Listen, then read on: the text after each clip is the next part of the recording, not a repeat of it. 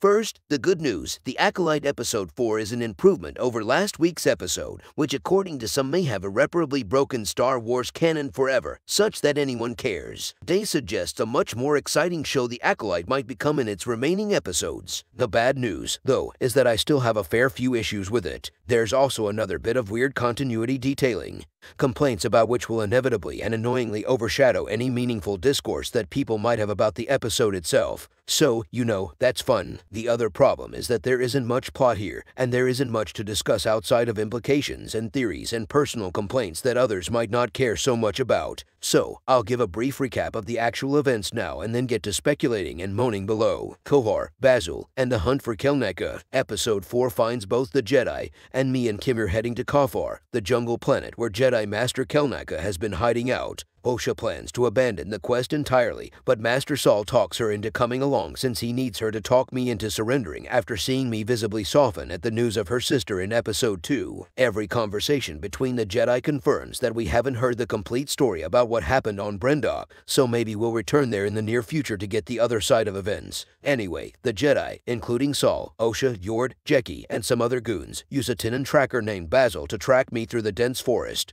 While me and Kimmer make their own way through the woodland, Saul cuts a moth in half, and Kimmer gets conveniently caught in a trap. Me's plan, for some reason, is to surrender herself to Kelnacca since she has had quite enough of her master's annoyingly draconian orders. However, when she finds Kelnacca, he's already dead, having been killed off-screen, presumably by her Sith master. The Jedi arrive just in time, and so does the Sith finally, who imperiously floats into the scene with a smiling mask and a red lightsaber and sends all of the Jedi flying with a powerful blast of Force energy. And then the episode ends. That isn't a cliffhanger. I'm an advocate of weekly releases, especially for big water cooler titles like this, but I really wish streaming shows would stop confusing an abrupt ending for a proper cliffhanger. Day runs a shade under 30 minutes, and almost all of that is spent on traipsing through the forest. The appearance of the Sith is the moment everyone has been waiting for since the trailers. To cut there doesn't build anticipation for next week's episode. It's just annoying. There's also a chance that next week's outing could be another flashback bottle episode,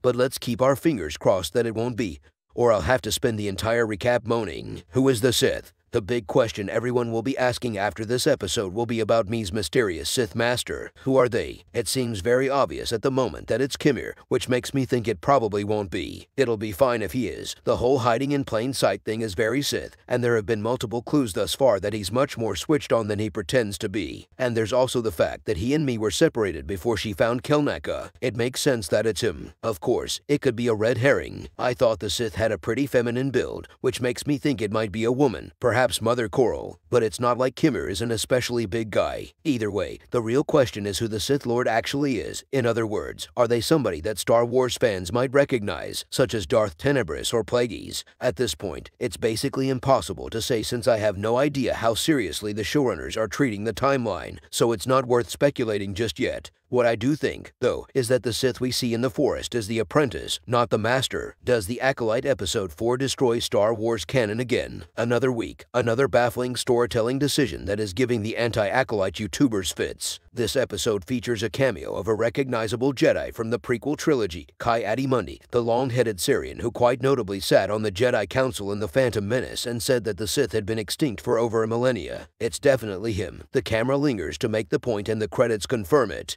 Some have quibbled that he shouldn't be alive at this point, but others have countered that his official date of birth was consigned to the legend's continuity and is thus no longer canon. It's nitpicking either way. The bigger question is how his presence relates to his famous line. If he outright denied the existence of the Sith in Episode 1, then he had a reason to do so. He doesn't go to Kohar with the others, so there's a chance that all of the Jedi who did might be wiped out before they can report what they have seen. But the likelier explanation is that Ki-Adi-Mundi was just lying in The Phantom Menace. Remember, at that point, the Jedi were so arrogant and relaxed that they didn't realize that the Chancellor was a Sith Lord. The idea of them covering stuff up to obscure the fact they had been sitting around doing nothing for years isn't just possible, it's likely. Either way, Ki-Adi-Mundi being present suggests, at least to me, that the Acolyte fully plans on explaining all this. So, for now, I still don't think the Acolyte has broken Star Wars canon, but at this point, it is cutting things a little fine.